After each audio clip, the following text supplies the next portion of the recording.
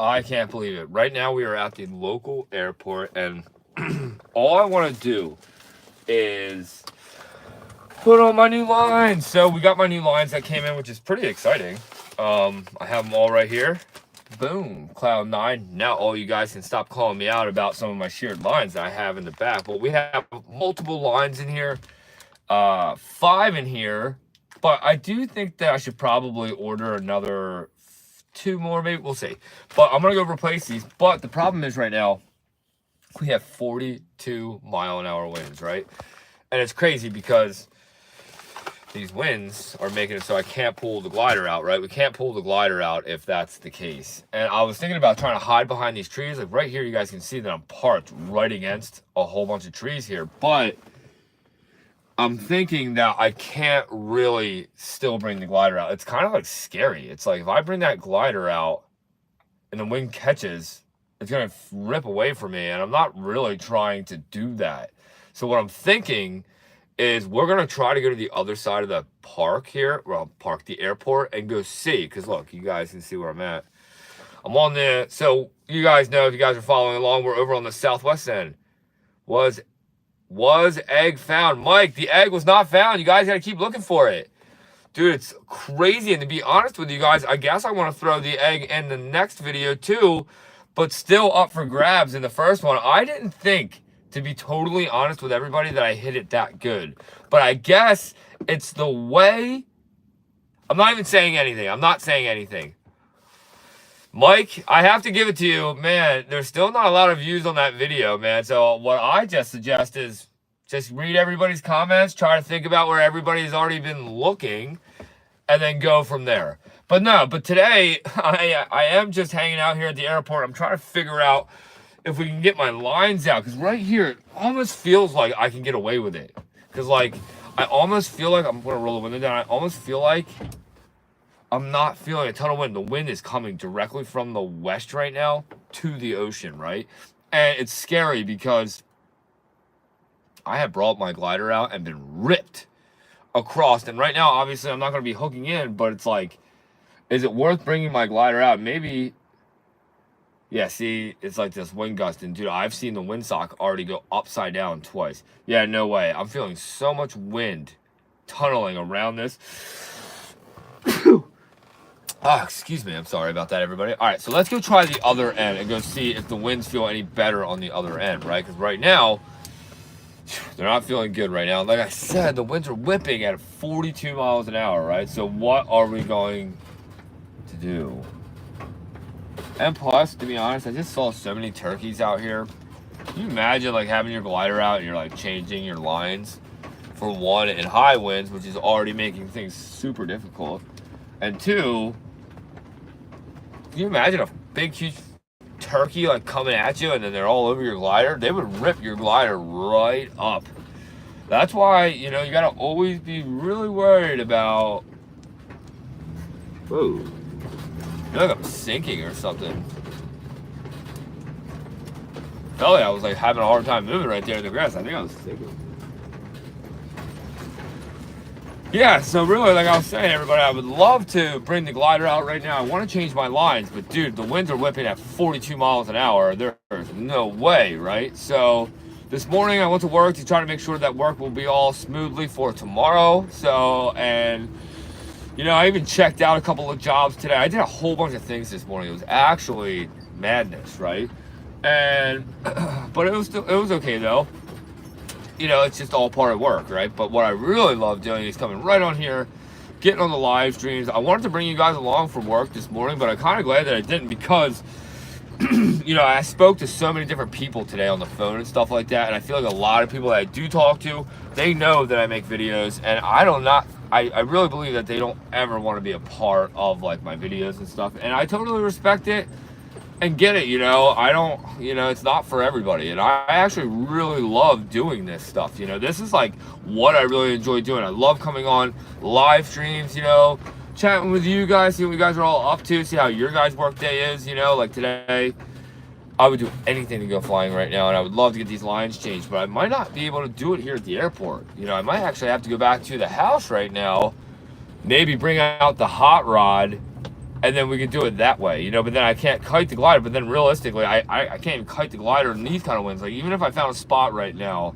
against the wood line here, which you guys see I'm driving along the wood line, and we're probably about 50 feet away, maybe like 60, 70 feet away, maybe from the trees right now, maybe not even that far. But I'm still feeling a dramatic lot of wind that's coming.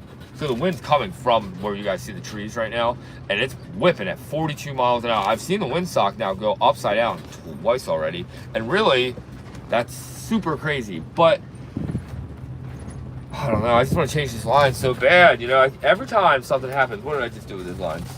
Oh yeah, put them back in here. So here's all those lines, dude. All nice fresh colors too, super cool. Cloud 9, only the best, right? Super sweet. You know what's so cool about Cloud 9? It's so funny because I didn't put it in there, but when I gave them my address, which I'm going to try to cover up right now, it's hard to tell, but you guys can see they wrote Flying Dan with a 29 sedan. It's so hard to put that on there without not showing you guys that too at the same time. But no, it's so funny that they put that on there. Huh, it's awesome. But no, you know, it's just exciting, you know. I'm happy to finally get those lines. You know, I've been waiting for them, and it was actually a mistake for me. If you guys have been following along, you know what I'm talking about. But yeah, dude, have you guys just saw Tucker Gott's most recent video? I was like thinking about how to comment on it, and it's funny because it talks about your first time drinking, like his first time that he ever had a drink or anything like that. I think it's so funny because it made me think really hard about the first time I ever had a drink. And it wasn't like a bad time, it was more of like a good time. And don't get it wrong though, I've had a bad experience drinking when I was young where I totally blacked out. It was not a cool thing at all. And that's why I never really liked it. You know, I've never been a fan myself like that. But yeah, but regardless of that, we are here at the airport. I want to change my lines, and it's just looking like it's not happening. I'm over here being very distracted too right now because dude, the windsock's not blowing at all right now. That's what's driving me crazy. How can we have 42 mile an hour winds?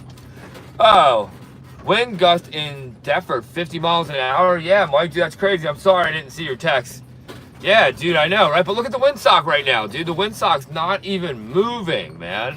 Crazy. Like right now I could totally whip my glider out and mess around, but dude, all right, now that windsock's starting to move, you'll see that windsock's going completely upside down, but not right at the moment. Dude, insane. That's what like just drew me to this and totally distracted me like crazy, guys. And I do apologize that I jump around a lot, but check it out. The windsock's starting to get to the pinpoint, and you know, just so everybody's always aware, if you ever see, you know, windsock that's like half blowing up, we're talking about anywhere from like 8 to 12 miles an hour. If the windsock's pinned, it's always 15 and up. So always remember that, you know. Those windsocks are a really good, you know, indicator of like what you can base the winds kind of roughly on if you don't have a gauge in front of you. And it's fun for paramotoring because paramotoring to me is the best part about flying a paramotor is they don't have the gauges in front of you. You don't have like all this stuff to be looking at, worrying about, seeing in front of you, you know. Paramotoring is really truly like a really great gift to us, I feel like, to get that true flying experience. Like, I don't think there's anything more real than paramotoring, and paragliding has to be that same thing. But paragliding, you need to have like the mountain range, you need to have thermals, you need to have like high winds, you know, ridge lift, and all that kind of other stuff, which I've never really gotten into yet. I would like to one day. But right now with paramotoring, like to me, it's like I've flown a bunch of times, but I've never gotten there's no experience like seeing your legs just kicking in the air and you being a couple thousand feet up in the sky. I just posted the other day a few of my videos of my other flight that I just recently did with Pilot Tom, and dude, the weather couldn't have been any better. It was a little on the chilly side low, but dude, we got up to 1,000 feet, scalding hot. I mean, it was so hot that I was like screaming to Pilot Tom. We were talking on the headset. I'm like, dude, you gotta get up here. You gotta get up here right now, right now. And dude, it was crazy. Dude, check out this bird. Dude, this bird's just hovering. Oh man, the wind's just so high right there. Oh, the bird's gone. Of course, when I'm seeing something incredible, I want to show you guys. But I see like a new project airplane over here. I can't wait to actually go see it. Dude, I really do hope that one day I do get an airplane too and stuff like that. Because I just love looking at all these ones that are here. And a couple of them out here right now are these projects. They're super cool. But no, regardless, so I'm gonna post some more more videos of my flight the other day with Pilot Tom because it's crazy. Dude, the beach is getting smaller. There's like a 9 or 10 foot cliff. It's insane. I can't wait to share that part with all of you guys. And it's nuts to think that how the beaches like really change every year. And if it wasn't for us keeping sand there, dude, we would not have regular beaches, I don't think at all. So, making sure there's no airplanes coming, just seeing a lot of birds. You know, that's the only rule they have here for like if you drive around on the strip, which a lot of times I don't drive on the strip, but when I'm doing the live streams, I kind of do stay on the strips a little bit more, only because it's a smoother ride and I'm not trying to have my camera jump everywhere.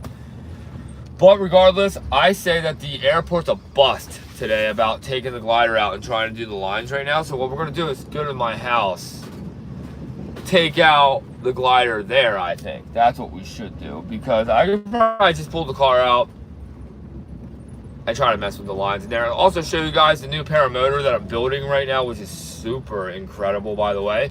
And what I'm waiting on now is a package from, yes, there is a project there. A package from SkyMax right now, which is super epic, but we'll talk about that in a minute. Check it out, guys. Here's all the airplanes.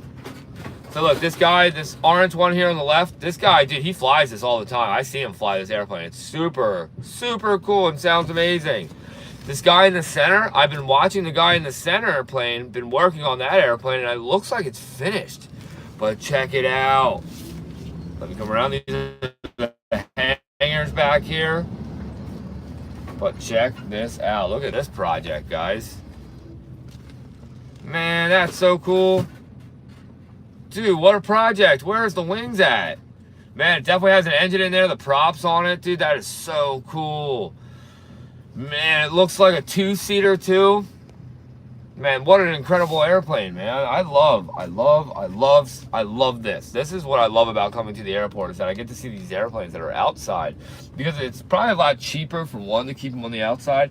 Oh my gosh, that's so cool.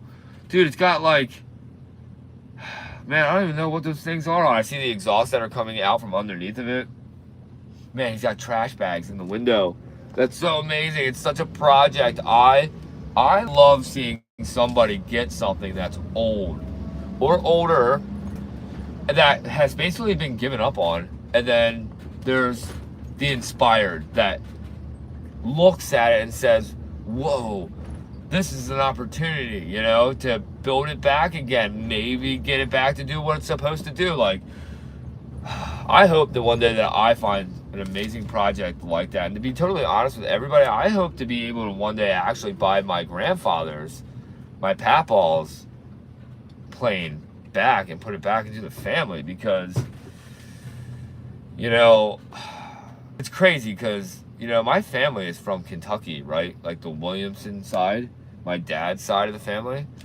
And my dad, though, was raised here in New Jersey, right, with my grandmom. And, you know, of course, my papaw and grandmom got divorced, you know.